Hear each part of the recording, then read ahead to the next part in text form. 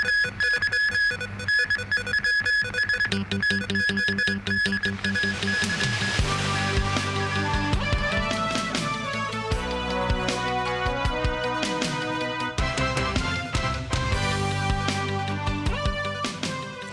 evening, and thank you for joining us. U.S. President Donald Trump has left China following a three-day visit. In the concluding hours of their meeting, President Xi Jinping and Trump met at Zhongnan High. Xi describes the visit as historic, saying the two sides had reached a milestone consensus. Trump, meanwhile, says both sides had agreed to work towards the swift reopening of the Strait of Hormuz. After the clock chimed 11, President Xi Jinping received Donald Trump at Yingtai in Zhongnan High, located next to the Forbidden City in Beijing. Zhongnan High, literally translated as Middle and Southern Seas, is synonymous with China's seat of power as the primary residence of President Xi and the headquarters of the central government. Introducing the Imperial Garden, Xi notes the trees here are 200 to 300 years old, inviting Trump to touch a 280-year-old tree, which dates back to the Qing dynasty. Nice place. Nice place. I like it. I like this place. I could get used to this. She says the history in the surrounding helps elevate one's perspective and sense of vision. When asked by Trump if any other world leaders visited the gardens, she says Vladimir Putin had been here. The pair then held a smaller format meeting with Secretary of State Marco Rubio, Secretary of Defense Pete Hegseth, and Treasury Secretary Scott Bessent in attendance. The Chinese delegation included Secretary of the Secretariat of the Chinese Communist Party, Tai Chi, Foreign Minister Wang Yi, and Vice Premier He Lifeng. President Xi says this place has hosted generations of Chinese leaders, including Mao Zedong, Zhou Enlai, Deng Xiaoping, Jiang Zemin, and Hu Jintao, and he's chosen this place especially to reciprocate the hospitality extended to him in 2017 at Mar-a-Lago. Xi says he instructed staff to prepare the seeds of Chinese rose or yueji as a gift for Trump after the U.S. president expressed interest in the flowers during the garden tour. Xi also described Trump's visit this time as historic and landmark, having achieved constructive and strategic bilateral relations and yielded multiple collaborative results. Trump, meanwhile, underscores their friendship, noting he will arrange the same high-level reception for Xi's September state visit. We've made some fantastic trade deals, great for both countries. He's a man I respect greatly. Become really a friend. We've known each other now 11 years, almost 12 years. That's a long time. And we've settled a lot of different problems that other people wouldn't have been able to settle. And the relationship is a very strong one. Trump reveals they discussed the Middle East situation. We did discuss Iran. We feel very similar to Iran. We want that to end. We don't want them to have a nuclear weapon. We want the straits open. We're closing it now. I mean, they closed it, and we closed it on top of them. But we want the straits open, and we want them to get it ended because it's a crazy thing there. China's top leaders reserve the highly secure grounds of Zhongnan High for only their closest allies and carefully selected dignitaries. This also marks the first time in 12 years a U.S. president has been invited to Zhongnan High. Last time was Barack Obama in 2014. At around 2:30 p.m., Trump boarded Air Force One at Beijing Capital International Airport, concluding his three-day visit and departed for Washington. At today's Chinese Foreign Ministry briefing, spokesperson Guo Jiakun says the two countries have come to an understanding on bilateral and global issues. He highlights mutual benefit and win-win cooperation in trade and commerce, and to maintain China's calls on all parties to jointly promote the open, inclusive, universally beneficial, and good-oriented development of artificial intelligence. He also mentions China's stance on global energy security. China stands ready to work with all sides to ensure global energy security and keep global industrial and supply chains stable. The pressing task is to restore peace and stability in the Gulf and Middle East region. The Independent Committee's inquiry looking into Taipo's Wanfo court fire uploaded 5 reports from the Police, Competition Commission, and the Independent Commission Against Corruption on the bid rigging situation among Hong Kong's renovation projects. Testimony from police witnesses revealed that triad groups were not only directly involved but also operated behind the scenes through intermediaries. When there was a need for someone to do the dirty work, triads would resort not only to violence but also infiltration, bribery, and intimidation.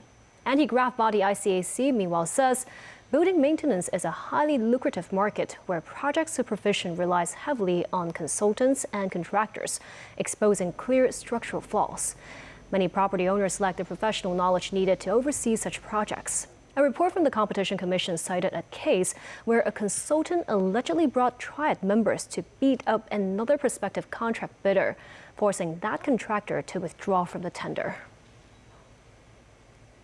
The Hong Kong economy grows by 5.9% year-on-year in the first quarter, accelerating from the 4% growth in the preceding quarter. The government's growth forecast for the whole year of 2026 remains unchanged at 2.5 to 3.5%. On a seasonally adjusted quarter-to-quarter comparison, real GDP rises notably by 2.9%. Total exports of goods grows markedly by 23.7% year-on-year in real terms in the first quarter, underpinned by sustained global demand for AI-related electronic products and buoyant regional trade flows in Asia. Looking ahead, the government says Hong Kong's economic outlook remains broadly resilient. The impacts of the Middle East conflict on the Hong Kong economy have so far been limited, but a further escalation or persistence of tensions could pose downside risks to growth and upside risks to inflation.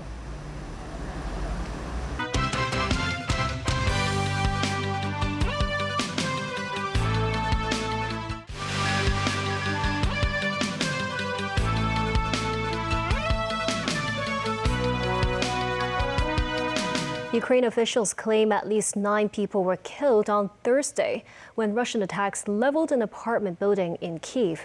This while a drone attack at the central Russian city of Ryazan kills 3 and injured 12 people. Danny Zhou again. Russia on Thursday unleashed a third straight day of drone and missile attacks in Ukraine, demolishing an apartment building in Kiev, killing 9 residents. A really difficult day here in Kyiv. Russia launched a barrage of drones and missiles across Ukraine for a third consecutive day, with Kyiv being the target in the most latest attack. It caused part of a residential building to completely collapse. You can see that behind me. Emergency workers are still trying to uncover bodies from underneath the rubble. Wisps of smoke rose from the collapsed 9-story apartment block, where emergency workers dug onto concrete slabs and took people away on stretchers. All 18 apartments in the building were destroyed, officials say, and among the dead was a 12-year-old girl. Another 20 people were said to be missing.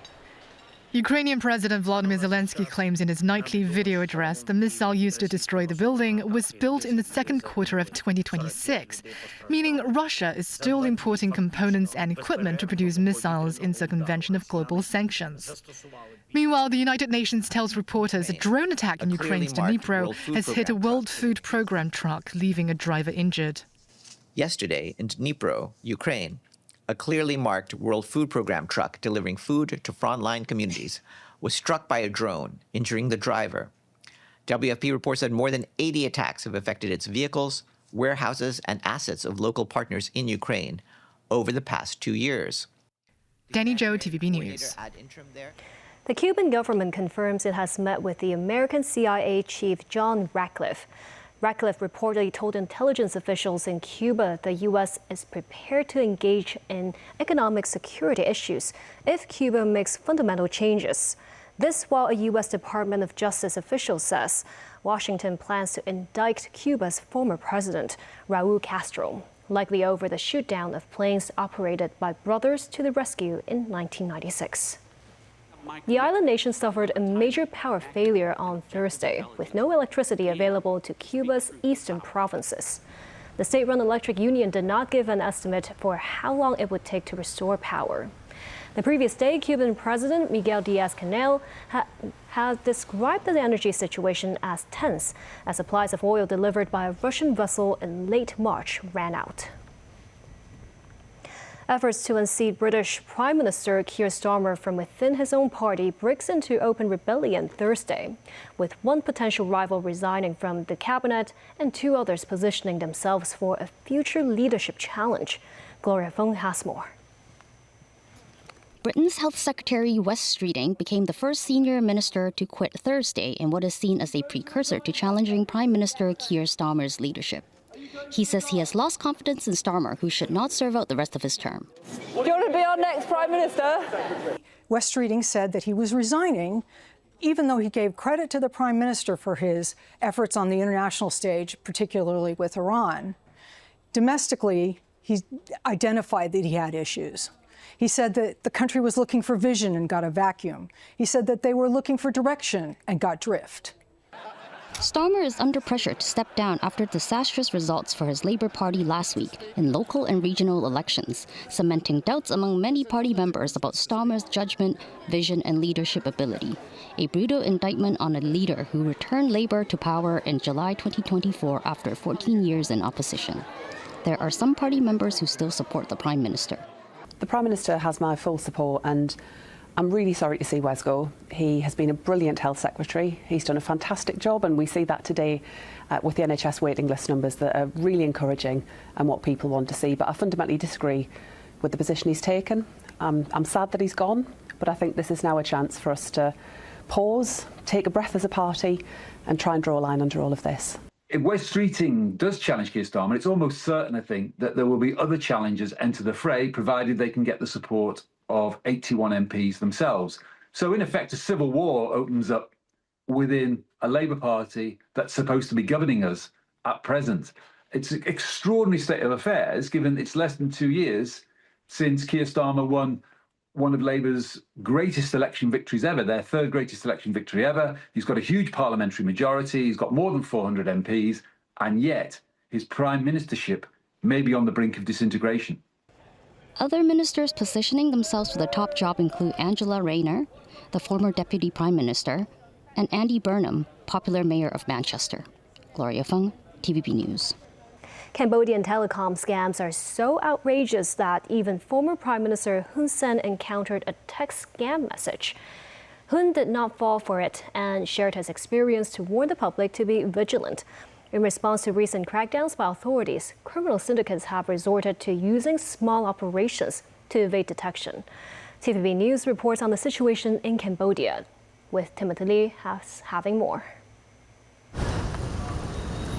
In Cambodia, telecom scam parks are not necessarily located in large factories.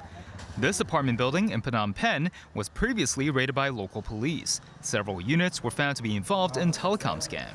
TVB News followed the Cambodian police into a telecom scam facility. The scammers' chat logs show they have a detailed division of labor and a complete script. They used artificial intelligence to generate images of beautiful women, hoping to lure victims into a love trap. A common element in each romance is discussing money, demanding victims transfer funds or buy virtual currency. If questioned, the scammers resort to emotional blackmail, leaving messages such as "Don't you love me anymore?" The victims come from all over the world, but most of the scammers are Chinese, and the scammers have translation software installed on their computers. Mr. Poon is the editor-in-chief of a Chinese-language media outlet in Cambodia. He points out the authorities have significantly increased their efforts to combat telecom fraud since the beginning of this year. Poon says many large scam parks have been shut down, but these scammers still survived. They find a more secluded place, form teams of a dozen or so people, and continue to commit telecom scamming, making it difficult for law enforcement agencies in combating telecom scam. Telecom scam groups are becoming smaller, but the harm they cause has not diminished. A few months ago, Poon helped a Hong Kong woman in her 30s escape from a telecom scam operation and safely return to Hong Kong. She had been lured to Cambodia to work an online scam, where she was abused. Timothy Lee, TVB News. M+ and Centre Pompidou Art Museum from France have entered into a multi-year partnership across several areas, including curatorial research and exhibition development. This as a series of jointly developed art exhibitions will be staged at M+ starting next year. Timothy Lee tells us more. Cultural exchange between Hong Kong and France reached its latest milestone with the development of a multi-year strategic partnership between M+ and the Contemporary Art Museum of Centre Pompidou. Attendees at the signing ceremony signifying the start of this cross-continental collaboration included Consul General of France in Hong Kong, Christophe Drouot. Highlights of this international partnership of museums include a joint exhibition presented at both museums, joint curatorial research, as well as co-commissions of artwork and collection exchange. Opened to the public in 1977, Centre Pompidou is a multidisciplinary center that houses a public library, a musical center, as well as Europe's largest modern art museum, the Musée National d'Art Moderne. While the Parisian Museum complex is currently closed to the public owing to renovation works, its president said its spirit is still very much alive. Of course, the historic building, and you are completely right, is in metamorphosis. But we want to share the values and the spirit of the Centre Pompidou. It's not why Hong Kong, it's why M+ in Hong Kong. And I think, of course, Hong Kong is in a fantastic moment of energy. Around the world, there are not so many institutions which are, what we say in French, multidisciplinaire. M+ said it will launch research initiatives with Centre Pompidou to foster deeper exchange and dialogue between Hong Kong and French curators, researchers, and museum professionals in a bid to strengthen the city's role as a cultural bridge between East and West. Timothy Lee, TVB News. And that's the news. Thank you for watching and have a great weekend.